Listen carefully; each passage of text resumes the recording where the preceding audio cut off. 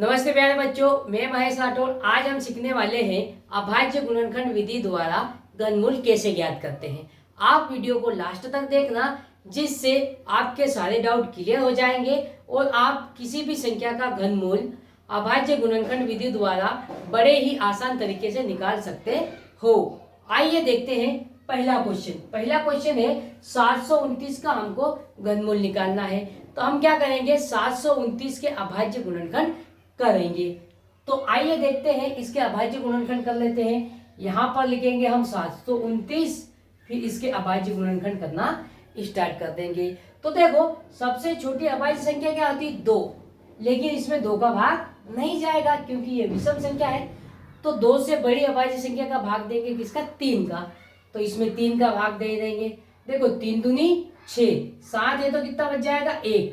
अब ये कितना हो गया, 12, 3 चौक 12, फिर 9 में चले जाएगा, 3 3 9। फिर इसमें 3 का भाग दे देंगे। तो देखो 3 का भाग देंगे, 3 का भाग 2 में नहीं जाएगा, तो यहाँ पर 2 अंक ले लेंगे। कितना हो जाएगा अब 24, तो 3 और 2 24 और 3 एकम 3, कितना बचा 81 बचा। अब इसमें और 3 का भाग देंगे, तो यहाँ 3 का भाग दे देंगे।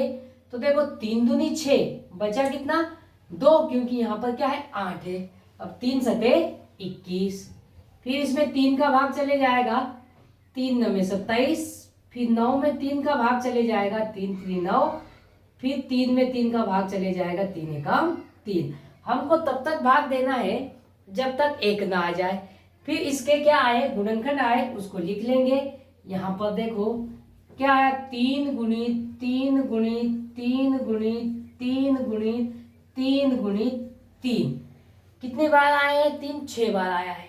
फिर क्या करना है, हमको इसका घनमूल निकालना है।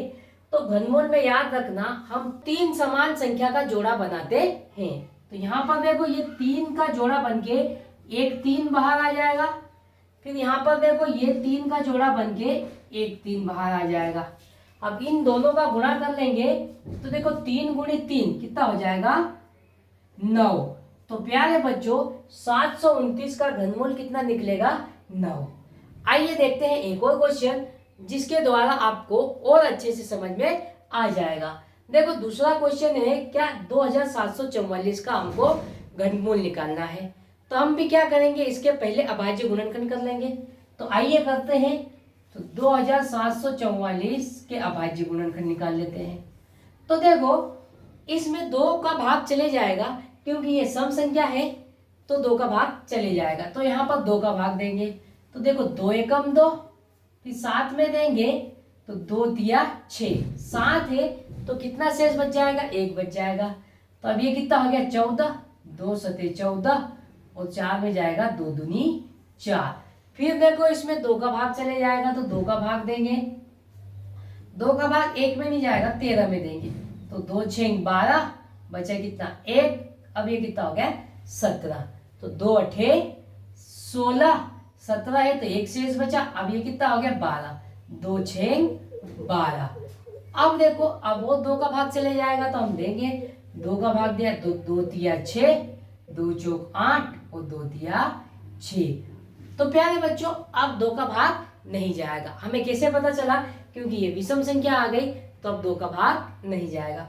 तो 2 से बड़ी अभाज्य संख्या कौन सी होती है, 3। तो हम इसमें 3 का भाग देंगे। तो बच्चों इसमें 3 का भाग भी नहीं जाएगा। तो कैसे पता किया, तो देखो इनके अंकों का योग कर लिया, 3 और 4 7, 7 में 3 जोड़ा कितना 10, 10 में 3 का भाग नहीं जाता, तो इस संख्या में भी 3 का भाग नहीं जाएगा। यहाँ पर भाजकता का नियम से हमने चेक कर लिया। तो फिर देखो 3 से बड़ी अभाज्य संख्या कौन सी, 5। तो 5 का भी नहीं जाएगा, क्योंकि 5 का भाग तब जाता है जब इकाई अंक या तो 0 या तो 5 हो। फिर उससे बड़ी संख्या कौन सी है, अभाज्य 7।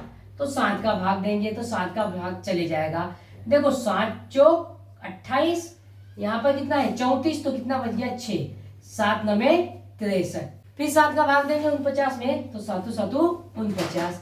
फिर 7 में 7 का भाग दे देंगे, तो 7 एकम 7। हमको तब तक भाग देना है जब तक 1 ना आ जाए। फिर क्या करना है, हम यहाँ पर जो अभाज्य गुणनखंड आए उनको लिख लेंगे। क्या आया, 2 गुणित 2 गुणित 2 गुणित 7 गुणित 7 गुणित 7। हमको क्या निकालना है, इसका घनमूल निकालना है। तो हम 3 3 का जोड़ा बनाएंगे, वो भी समान संख्या का। तो यहाँ पर देखो ये 2 का जोड़ा बनके 1 2 बाहर आ गया। फिर यहाँ पर देखो ये 7 का जोड़ा बनके 1 7 बाहर आ गया।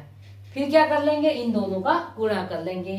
तो 2 सतु 14। तो प्यारे बच्चों इसका घनमूल कितना निकल आया, 14 निकल आया।